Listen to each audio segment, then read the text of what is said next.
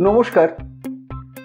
সাহিত্যের মণিমাণিক্যগুলি অনুষ্ঠানে গল্প বলার কথক ঠাকুর অডিও বুক ইউটিউব চ্যানেলে আজ শোনাব বাংলা সাহিত্যের প্রথিতযশা সাহিত্যিক আশুতোষ মুখোপাধ্যায় রচিত ছোট গল্প বউধার।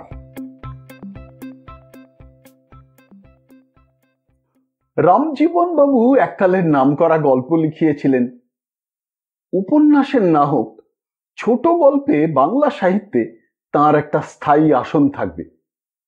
আর উষারঞ্জন বাবু তাঁরই সমসাময়িক তীক্ষ্ণ সমালোচক।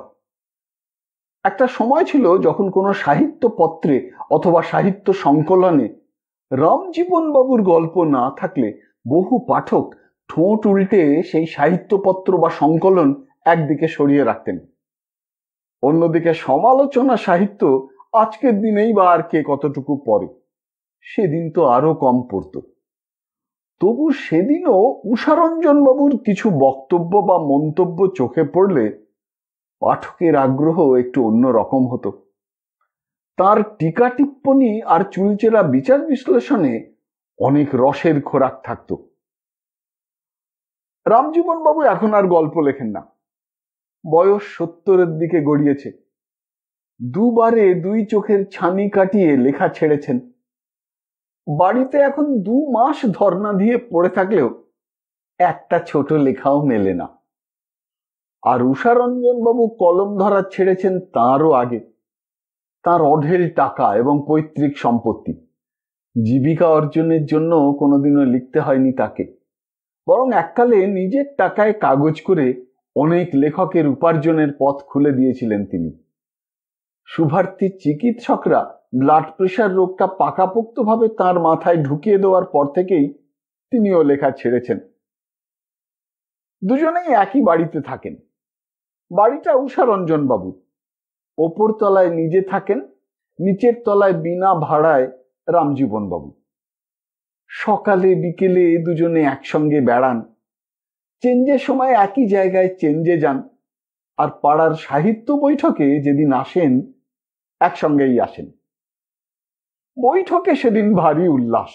তাঁরা এলেই 3-4 জন 3-4 দিকে ছোটে অনুপস্থিত সভ্যদের খবর দিয়ে ধরে নিয়ে আসতে।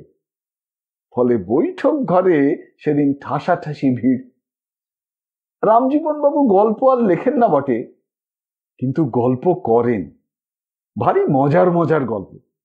নিজের জানা গল্প, শোনা গল্প বা বানানো গল্প, যে গল্পই বলুন, জমজমাট। এদিকে উষারঞ্জন বাবুরও সমালোচনার স্বভাবটি একেবারে যায়নি। গল্পের শুরুতে হোক, মাঝে হোক বা শেষে হোক, বার কত ঘুল ফোটাবেন আর কিছু না কিছু মন্তব্যও করবেন। আমার বিশ্বাস এই সান্ধ্য বৈঠকে এ পর্যন্ত রামজীবন বাবু যত গল্প বলেছেন, শুধু সেগুলো ভাঙিয়েই অনায়াসে কেউ মোটামুটি সাহিত্য খ্যাতি কুড়োতে পারে। আর উষারঞ্জন বাবুর বিদ্রূপ, ব্যঞ্জনা, টিকা টিপ্পণীর ধারা মক্স করে মোটামুটি সমালোচক হয়ে বসাও সম্ভব। গরমে হাওয়া বদলে আসার পর বৈঠকে সেই দিনই প্রথম পদার্পণ তাঁদের। আমরা গায়ে গায়ে ঠাসাঠাসি হয়ে বসে আছি। রামজীবন বাবু গুড় গুড় করে তামাক টানছেন আর আমাদের প্রত্যাশা দেখে মিটিমিটি হাসছেন। একটু তফাতে উষারঞ্জন বাবু তাকিয়ায় ঠেস দিয়ে দামি সিগারেট টানছেন। তিনি শৌখিন মানুষ, গম্ভীরও। রামজীবন বাবু মুখ না খুললে তার মুখ আদৌ খুলতে নাও পারে। কিন্তু রামজীবন বাবু মুখ খুলবেন, কারণ ঘরের একদিক থেকে তার সাহিত্য জীবনের কথা কিছু বলবার জন্য বায়না হয়েছে। তাই শুনেই মিটিমিটি হাসছেন তিনি। বেশ খানিকক্ষণ নিরবচ্ছিন্ন প্রতীক্ষায় রেখে গড়গড়ার নলটা একপাশে সরিয়ে সকলের উদ্দেশ্যেই হঠাৎই তিনি জিজ্ঞাসা করে বসলেন, সাহিত্যিক হবার জন্য তোমরা কেউ বউ ধার করেছো কখনো? প্রথম বোর্ডে এগিয়ে এই গল্পের আসর মাঠ। আমরা সাগ্রহে নড়ে চড়ে বসলাম। অন্যদিকে মুখ মাখিয়ে ক্রিটিক উষারঞ্জন বাবু মন্তব্য করলেন, সূচনা অশ্লীল। শুনবো শুনবো, চারদিক থেকে উৎফুল্ল তাগিদ। রামজীবন বাবু বললেন, সাহিত্যিক হবার জন্য আমাকে অনেক কিছু করতে হয়েছিল, বউ ধারটাই তার মধ্যে বড় ব্যাপার। উষারঞ্জন বাবু এবারে সরাসরি ভুরু কুঁচকে তাকালেন তার দিকে। ধারের অভ্যাস সহজে যায় না বলে শুনেছি, তোমার গেছে তো? রামজীবন বাবু বক্র দৃষ্টিতে তার দিকে তাকিয়ে গড়গড়ার নলটা মুখে ঠাকালেন। নিজের পরিবারকেই জিজ্ঞাসা করে দেখো গেছে কিনা। আবার দমকা হাসি। উষারঞ্জন বাবু আর বাধা সৃষ্টি না করে সিগারেট টানতে লাগলেন। গল্পটা শেষ না হওয়া পর্যন্ত আক্রমণ স্থগিত রাখলেন যেন। গল্প আজ ভালো রকম জমবে, সেই আশায় উন্মুখ সকলেই। রামজীবন বাবুর গল্প তার নিজস্ব জবানিতে বলাই ভালো। এর মধ্যে লেখকের কারিগরি ফলাতে গেলে গল্পের রস ব্যাহত হবার সম্ভাবনা। গড়গড়ার নল রেখে উষারঞ্জন বাবুর মুখের উপর আর একটা তির্যক নিরীহ দৃষ্টি নিক্ষেপ করে তিনি আসরে অবতীর্ণ হলেন। এক নজরে সকলের প্রতীক্ষা এবং প্রত্যাশাটুকু দেখে নিয়ে প্রচ্ছন্ন হাসির আভাস ঠোঁটের ফাঁকে আটকে রাখলেন। আমাদের সময় ভাই লেখক হওয়াটা আজকের মতো এত সহজ ছিল না। সেদিক থেকে তোমরা ভাগ্যবান। লেখার বুলি ফুটতে না ফুটতে লেখকের কাছে তখন সম্পাদক বা প্রকাশক ছুটতো না। সকাল দুপুর বিকেল রাত্রির লেখককেই তাদের দ্বারস্থ হতে হতো। নামজাদা উকিলের সামনে খুদে মক্কেল যেমন মুখ করে বসে থাকে, বা রায় দেবার সময় আসামি যেমন করে বিচারকের মুখের দিকে চেয়ে থাকে, আমাদেরও সম্পাদকের কাছে সেইভাবে গিয়ে ধর্ণা দিতে হতো। লেখা সচল কি অচল সেই রায়ের অনিশ্চয়তায় তেমনি করেই তার মুখের দিকে চেয়ে থাকতে হতো। সোনার মতো নিক্তির ওজনে গল্প বিচার করা হতো তখন। একটা শব্দের এদিক ওদিক হলে সম্পাদকের বিবেচনার নিক্তিতে কম করে 10 রতির তফাৎ। প্রবীণ সমালোচক উষারঞ্জন বাবু সিগারেটের টুকরো অ্যাশপটে গুঁজতে গুঁজতে মন্তব্য করলেন, বোরিং। রামজীবন বাবু কর্ণপাত করলেন না, বললেন, এই ওজনটা তখন সব থেকে বেশি হতো কথাঞ্জলি কাগজে। কথাঞ্জলির নাম তোমরা সকলেই শুনেছ নিশ্চয়ই। কথাঞ্জলিতে অঞ্জলি না উতরলে লেখকের লেখক হওয়া প্রায় দুরাশা ছিল। ফলে ছোট বড় সব লেখকই তখন কথাঞ্জলির চারধারে গুনগুনিয়ে ঘুরঘুর করতেন। আমার সময় সেই কথাঞ্জলিতে এক নবীন সম্পাদক জাঁকিয়ে বসেছেন। তার নাম ধাম আর প্রতাপ আরো বেশি ছড়িয়েছিল, কারণ লেখকের লেখা ছাপা হলে তিনি টাকা দিতে শুরু করেছিলেন। এক একটা লেখা প্রতি 10 টাকা পর্যন্ত। ভাবো একবার, অন্য কাগজের সম্পাদকরা নামী লেখকদের কাছ থেকে তখন 2 টাকায় বড় গল্প পেতেন। ছোট লেখকদের টাকা পাওয়া দূরে থাক, বাড়ির কলাটা মূলোটা চুরি করে নিজেদের গাছের জিনিস বলে সম্পাদকদের গিয়ে দিয়ে আসতে হতো। এই কথাঞ্জলিতেই লেখা ছাপানোর চেষ্টায় হন্যে হয়ে ঘুরছিলাম আমি। সম্পাদক নবীন হলে কি হবে, প্রবীণদের ভিড়ের ঠেলায় তার সঙ্গে কথা কওয়া দায়। আর সুযোগ সুবিধে মতো কাছে গিয়ে দাঁড়ানো সম্ভব হলেও কথা তিনি বড় কইতেন না। বহু আয়াসের এক একটা লেখা বহু লেখার স্তূপে ছুঁড়ে ফেলে দিয়ে বলতেন, দেখবো। কখনো বা লেখা সমেত লেখককে ফিরিয়ে দিতেন, গল্প দরকার নেই এখন। শেষের দিকে এক মস্ত লেখকের, না নাম করব না, তার চিঠির ফলে সম্পাদক আমার লেখাগুলো একটু আধটু উল্টে পাল্টে দেখতেন। তারপর লেখাগুলো ফেরত আসত। কখনো বা সহৃদয় নির্দেশ থাকতো, লেখার মধ্যে প্রতিশ্রুতি আছে, আরো অনেক লিখে হাত মক্স করুন, আরো ভালো লেখা পাঠান, ইত্যাদি ইত্যাদি। ওইটুকুতেই গলে যেতাম একেবারে। আশায় আনন্দে 3 গুণ উৎসাহ নিয়ে লেখা মক্স করতাম। ক্রমাগত নতুন লেখা দিয়ে পুরনো লেখা ফেরত নিয়ে আসতাম। কিন্তু কথাঞ্জলিতে কলকে পাওয়ার মতো লেখা কিছুতেই আর লিখে উঠতে পারিনি। ভাগ্যক্রমে একদিন পত্রদাতা সেই অগ্রজ লেখককে উপস্থিত দেখলাম সেখানে। আরো অনেকে ছিলেন। আমাকে দেখিয়ে তিনি সম্পাদককে জিজ্ঞাসা করলেন, অন্য কাগজে তো এ আজকাল বেশ লিখছে টিকছে, আপনি কেমন বুঝছেন? সম্পাদক জবাব দেওয়া প্রয়োজন বোধ করেননি, সামান্য একটু মাথা নেড়েছেন শুধু, অর্থাৎ আশা আছে। আমার পত্রদাতা বৃদ্ধ লেখকটি রসিক মানুষ। এবারে আমার দিকে চেয়েই ঠাট্টা করলেন, তোমার বউ আমার সুন্দরী দেখতে, তোমার তো ঝুড়ি ঝুড়ি গল্প লেখা উচিত। একবার করে বউ নিয়ে রাস্তায় বেরুবে, চারদিকে চোখ রাখবে, আর বাড়ি ফিরে একটা করে গল্প লিখবে। সকলেই হেসে উঠেছিলেন। লজ্জায় অধোবদন হলেও আর চোখে চেয়ে দেখি কর্মব্যস্ত সম্পাদকও হাসছেন মৃদু মৃদু। বৃদ্ধ ভদ্রলোকটির সঙ্গে সস্ত্রীক একদিন রাস্তায় দেখা হয়ে গিয়েছিল, আমরা প্রণাম করেছিলাম, তারই জের। এবারে ভাইয়ারা, একটা গোপন কথা ফাঁস করছি তোমাদের কাছে। নিজের স্ত্রীটিকে আমি তেমন সুন্দরী দেখতাম না, কারণ আমি আরো একটি সুন্দরী দেখেছিলাম, প্রায় দেখতাম। তিনি আমার স্ত্রীর সহোদরা। সুন্দরী বলে সুন্দরী, একেবারে মিষ্টি সুন্দরী, চলন বলন, রাগ বিরাগ, ঠাট ঠমক সব মিষ্টি।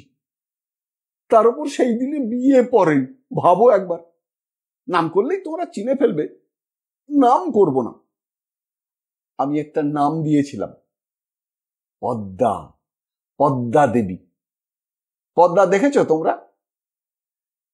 এমনিতে খুশির ঢেউ, ভ্রুকুটিও রোমাঞ্চকর, কিন্তু ঝড় উঠলে থরথর কাঁপুনি। মোট কথা, ওই শ্যালিকাটির রূপের জোয়ারে গোপনে গোপনে আমি দিশাহারা হতাম প্রায়। মনে মনে আফসোস হতো, সাত তাড়াতাড়ি বিয়েটা না করে বসলে হয়তো এই পরেরটিকেই ধরা যেত। গোপন খেদটা পদ্মা দেবীর কাছে একদিন প্রকাশ্যে প্রকাশও করে ফেলেছিলাম, তার ফল ভয়াবহ হয়েছিল। আর একটা কথাও এই ফাঁকে বলে নেওয়া দরকার, সেটা আমার ভাগ্যের কথা। বিয়ের পরে ভাগ্য ফেরে এ ধরনের কথা শোনা ছিল, কিন্তু বোন বিয়ে দেবার পর শালার ভাগ্য ফেরে এরকম কথা কখনো শুনিনি। আমার বড়াতে তাই ঘটল। বোনের বিয়ে দেবার পরেই শালার ব্যবসায় ভাগ্যে বৃহস্পতির উদয়। 2 বছরের মধ্যে তাদের একটা নিজস্ব গাড়ি পর্যন্ত, যদিও সেকেন্ড হ্যান্ড, তো হয়ে গেল। সেই গাড়ি চড়ে পদ্মা দেবী কলেজে যাতায়াত করতেন। যাক, এবারে আসল গল্প।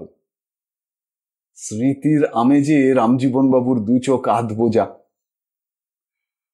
দিনটাই এত বছরেও চোখের ওপর ভাসছে। বেলা তখন 3টে, টিপ টিপ বৃষ্টি পড়ছিল। আকাশের অবস্থা মুখ ভার করা কালো মেয়ের মতো। আমি পায়ে পায়ে হেঁটে চলেছি কথাঞ্জলির দপ্তরে। পুরনো গল্প ফেরত নিয়ে যথারীতি নতুন গল্প দিয়ে আসব। মুখটা আপাতত শুকনো, সম্পাদকের দপ্তরে পৌঁছানোর আগে হাসি হাসি করে নেব। অন্তরাত্মা কাঁপিয়ে দিয়ে ঘ্যাঁচ করে একেবারে গা ঘেঁষে গাড়ি দাঁড়ালো একটা। ক্রুদ্ধ দৃষ্টি যথার্থ ক্রুদ্ধ হয়ে ওঠার অবকাশও পেল না। চেয়ে দেখি পিছনের সিটে সমাসীনা পদ্মা দেবী। দরজা খুলে দিয়ে ডাকলেন, উঠে আসুন। বিনা বাক্যে উঠে বসতে আবার গাড়ি চলল। তারপর শালিকার স্বভাবসুলভ গঞ্জনা, এভাবে হাঁ করে চলেছেন কোথায়? একদিন গাড়ি চাপা পড়বেন দেখছি। বললাম, পড়লে জ্বালা জুড়ত। বুক মোচড়ানো ভ্রুকুটি সৌন্দর্যে খানিক ডুবে থাকার পর আসল কাজটা মনে পড়ল। বললাম, আমার তো ভাই একটা কাজ সেরে যেতে হবে।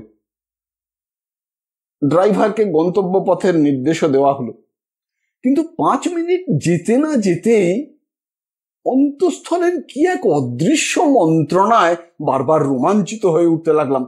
যত ভাবছি তত মুখ শুকিয়ে যাচ্ছে আর জল তেষ্টা পাচ্ছে। আশা মরীচিকা, কিছুতে আর সেই আশার হাত ছানিয়ে এড়ানো গেল না। হঠাৎ ঘোষণা করলাম, ভয়ানক জ্বর আসছে, এত জ্বর আসছে যে শরীরটা আর খাড়া রাখতে পারছি না।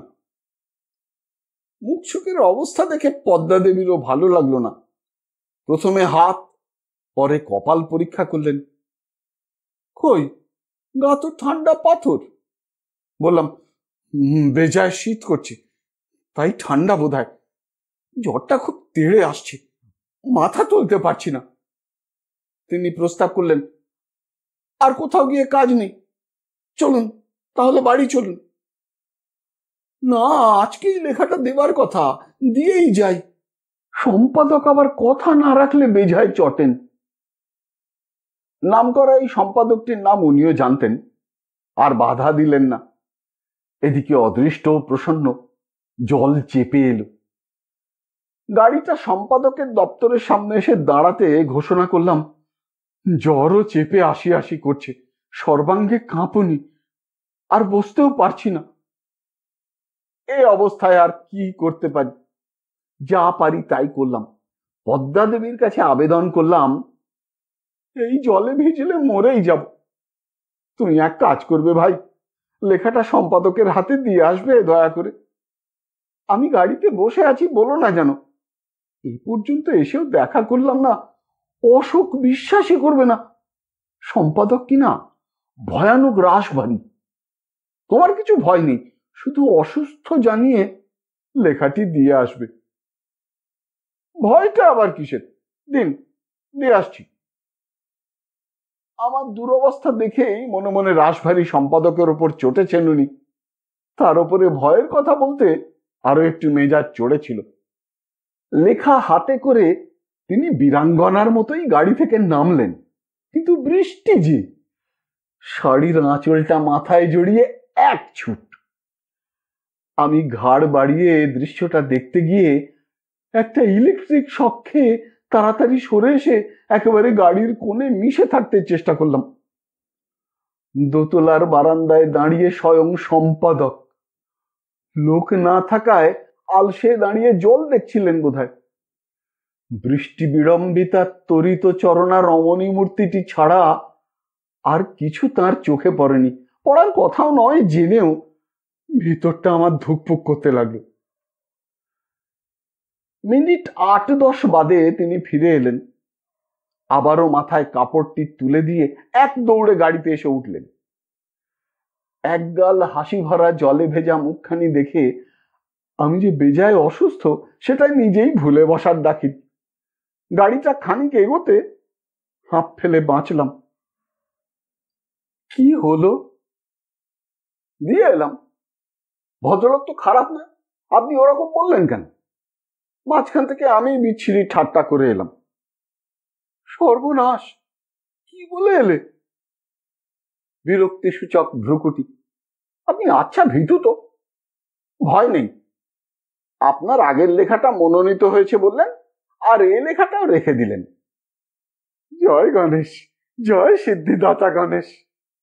আমার সেই আবেগের মুখ আগলাতে কি ধকল যে গেল সে তোমরা বুঝতে পারবে না ভাইয়ারা। কোনো মতে জিজ্ঞাসা করলাম, উনি কি বললেন? উনি বললেন, অশোক যখন কি দরকার ছিল আপনার কষ্ট করে লেখা নিয়ে আসার, পরে পাঠালেই হতো। তুমি কি বললে? আমি বললাম, আপনি সম্পাদক, আপনাদের বিরাট ভাজন হবার কথা মনে হলেই লেখকদের হার্ট ফেল করার দাকিল। অসুখ থাক আর যাই থাক, সময় মতো লেখা পৌঁছে দিতে হবে। তারপর সে লেখা আপনারা ছাপুন বা ওয়েস্ট পেপার বাস্কেটেই ফেলুন।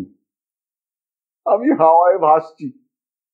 তারপর তারপর তারপর আর আমি তো আর লেখিকা নই যে ভয় করব।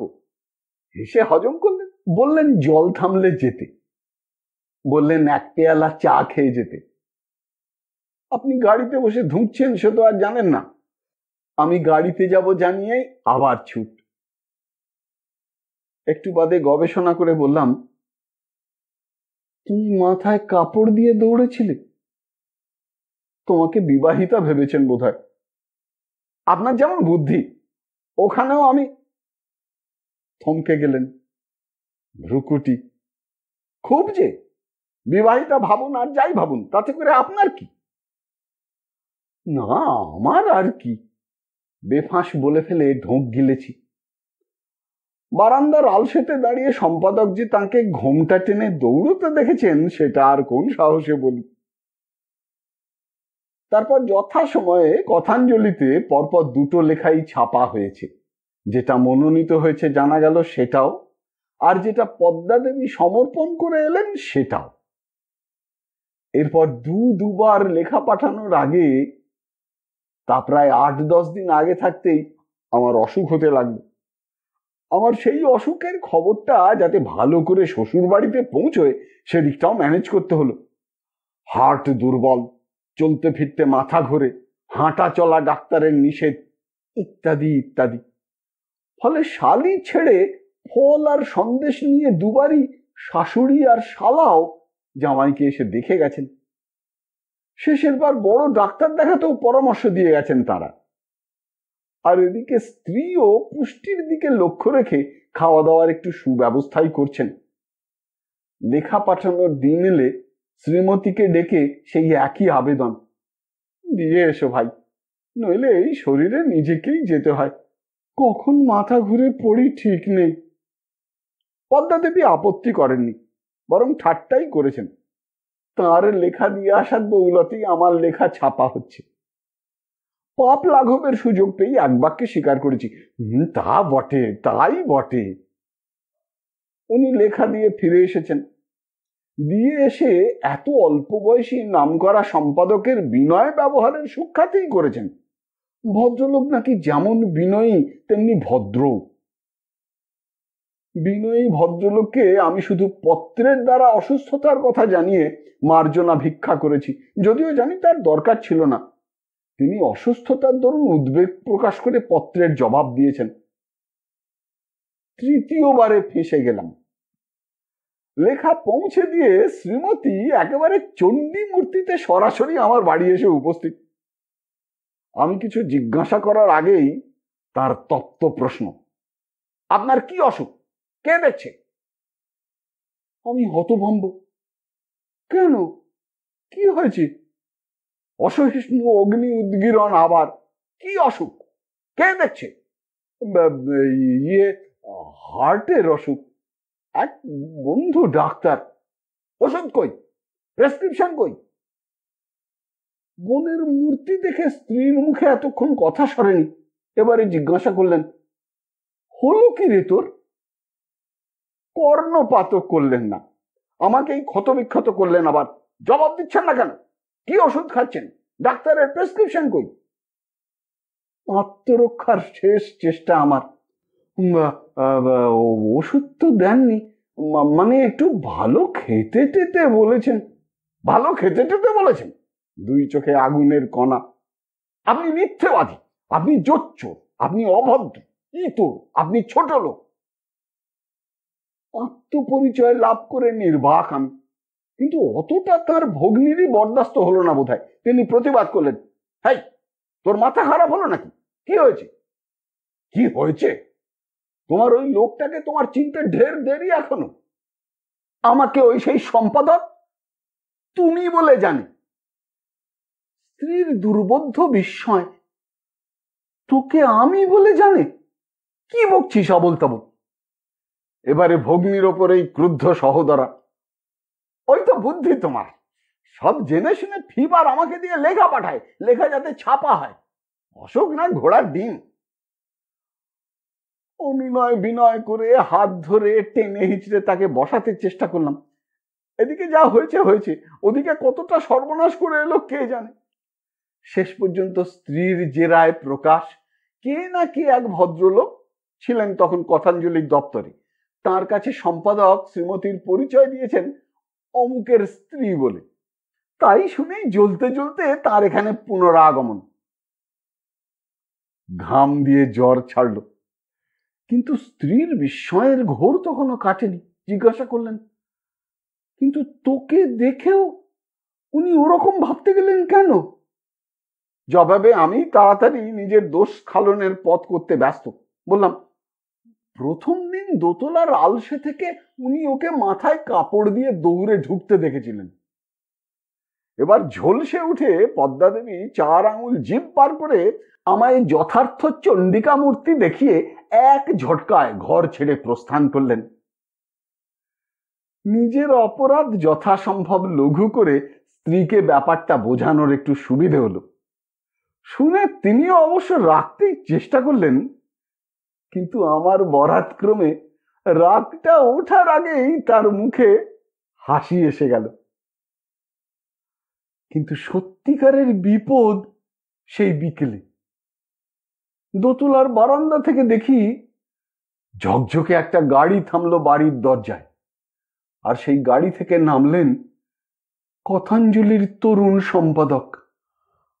আমি দিশেহারা, ঘরে সরে এসে বিমূঢ় মুখে দাঁড়িয়ে আছি। চাকর এসে খবর দিল, আমার অসুখ শুনে কাগজ আপিস থেকে এক বাবু দেখতে এসেছেন। প্রথমে স্ত্রীর শরণাপন্ন, ভালো করে চা জল খাবার সাজাতে অনুরোধ করে শটান শয্যায় আশ্রয় নিলাম। তারপর চাকরের প্রতি ভদ্রলোককে নিয়ে আসার নির্দেশ। সেই সাক্ষাতের প্রথম দৃশ্যটা তোমরা কল্পনা করে নাও ভাইয়ারা। আমি বিস্ময়ে, আনন্দে, কৃতজ্ঞতায় অভিভূত। আর সম্পাদকের কর্তব্যের বিনয়, অসুখ ও চিকিৎসার প্রসঙ্গে উদ্বেগ প্রকাশ। শেষে আমার ইদানিংকালের লেখার উন্নতি প্রসঙ্গেও 2-4 কথা। সেই সঙ্গে কাকে যেন দেখবেন আশা করছেন, অথচ দেখছেন না। তারপর আমার স্ত্রীর উদ্দেশ্যে প্রশংসা, আপনার লেখার প্রতি আপনার স্ত্রীর ভারী দরদ, নিজে কষ্ট করে লেখা দিয়ে আসেন, খুব ভালো, খুব ভালো। এই সুযোগ হেলায় হারালে ভরা ডুবি। রাজ্যের বিস্ময় আমার গলায়। আমার স্ত্রী? ও, আপনি আমার শালীর কথা বলছেন? তাই তখন এসে হেসে গড়িয়ে তার দিদির কাছে কি সব বলছিল। তার তো বিয়েই হয়নি এখনো, বিয়ে পড়ছে, যাতায়াতের পথে পড়ে বলে ওই নিয়ে যায়। তবে আমার লেখার উপর ওর সত্যিই খুব দরদ। সম্পাদকের মুখের সেই কারুকার্য আমি জীবনে ভুলব না। স্ত্রী প্রস্তুত ছিলেন চা জল খাবার নিয়ে।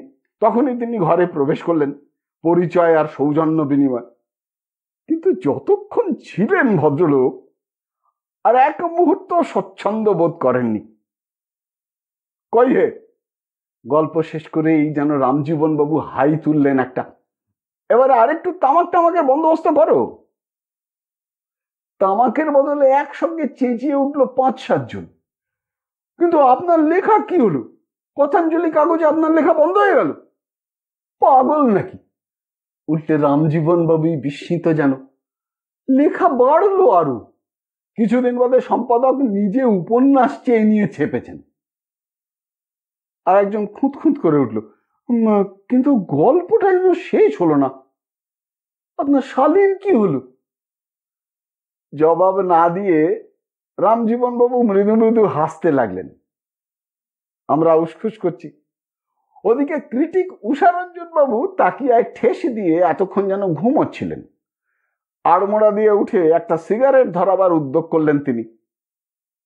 মন্তব্যের আশায় সকলেই এবারে তার দিকে চেয়ে, কিন্তু তাকেও নীরব দেখে একজন তাগিদ দিল, আপনি বলুন না, গল্পটা শেষ কিরকম যেন হলো? সম্পাদক উপন্যাস চেয়ে ছাপলেন, অথচ। উষারঞ্জন বাবু গম্ভীর মুখে রায় দিলেন, বাজে গল্পের শেষ ওই রকমই হয়। আর বউ ধার করা লেখক সম্বন্ধেও আমার কোনো বক্তব্য নেই। সে সম্বন্ধে ওর শালী ওকে যা বলবার বলেছেন।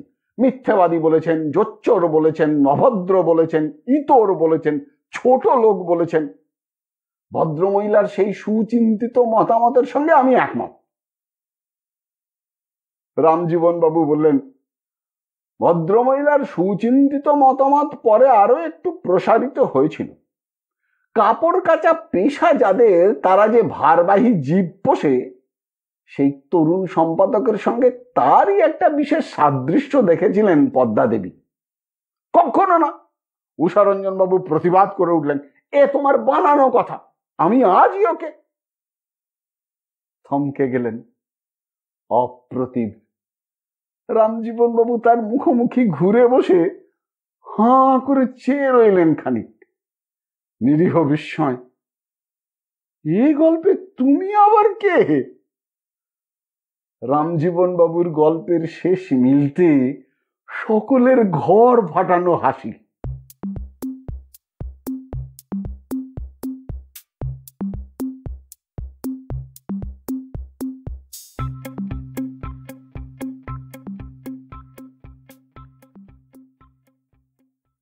শুনলেন প্রখ্যাত সাহিত্যিক আশুতোষ মুখোপাধ্যায় রচিত ছোট গল্প বউধার। যদি এই অনুষ্ঠানটি আপনার ভালো লেগে থাকে তবে অবশ্যই একটি লাইক দিয়ে আমায় উৎসাহিত করবেন। যারা এখনো আমার এই চ্যানেলটিকে সাবস্ক্রাইব করেননি তারা অবশ্যই সাবস্ক্রাইব বোতামটি টিপে চ্যানেলটিকে সাবস্ক্রাইব করে নেবেন এবং ভিডিওর কমেন্ট বক্সে আপনার মূল্যবান মতামত জানিয়ে চ্যানেলটিকে আরো এগিয়ে নিয়ে যেতে আমায় সাহায্য করবেন। ভালো থাকুন, পাশে থাকুন, সুস্থ থাকুন আর শুনতে থাকুন সাহিত্যের মণিমাণিক্যগুলি অনুষ্ঠানটি। নমস্কার।